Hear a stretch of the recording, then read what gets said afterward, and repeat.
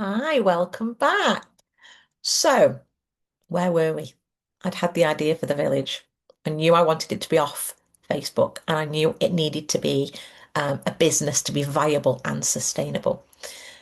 In August of 2025, went to have a meeting with a business coach called Helen Tudor. She is incredible. And I was talking to her at that time about the work I do on LinkedIn. And currently, I support organisations who have carers in their workplace, and I help them to make that experience better for everybody, really.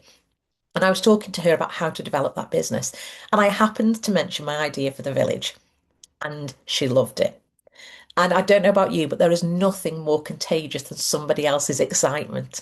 So we sat for the majority of the day discussing what the village could look like, the fact that it could have different buildings in it. So it could have a school with education resources.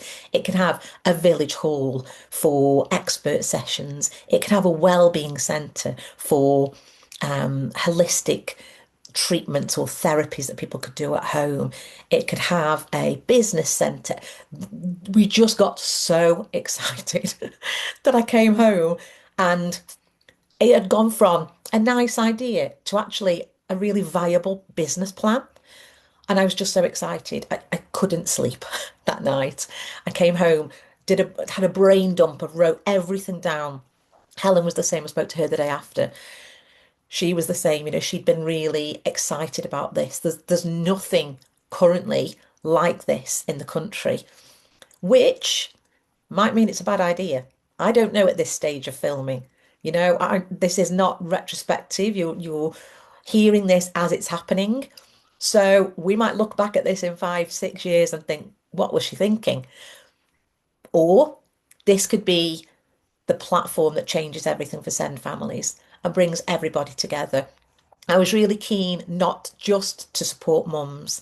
So that was always my focus because I can talk from a mum's experience and I didn't want to patronise dads by pretending to know what they were feeling. But increasingly, I have come in contact with dads and I have got a dad's group on Facebook as well as a mum's group on Facebook. And so I've realised actually our experiences aren't that dissimilar.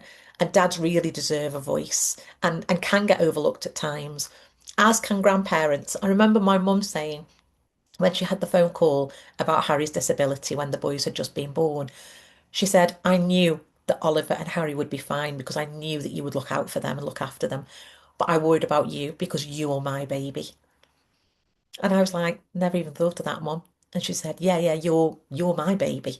And I just thought, how's Charlene going to cope with this? How's she going to be? And I knew I needed to be there for you. And if my mum's feeling that, then there'll be other grandparents that desperately want to help their child as they raise their grandchild, but don't know where to start, don't know how to help. So it was for them as well. And siblings. I've mentioned Oliver. Siblings are the unsung heroes of stories like mine. I wanted a space for them to feel seen and valued and validated that they matter too, because sometimes they think they don't.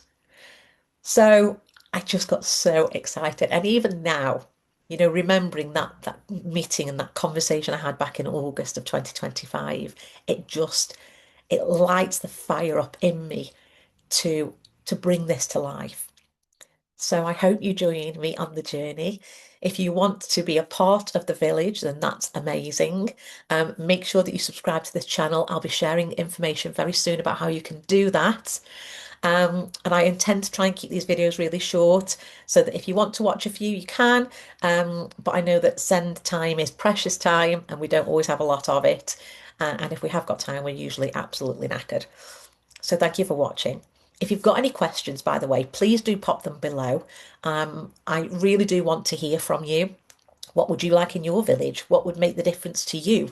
Let me know. And in the next video, I'm going to be telling you about my realization in the dead of the night when I got really excited about how massive this could be. What was my realization that actually then changed the shape of everything that was to come? The journey continues.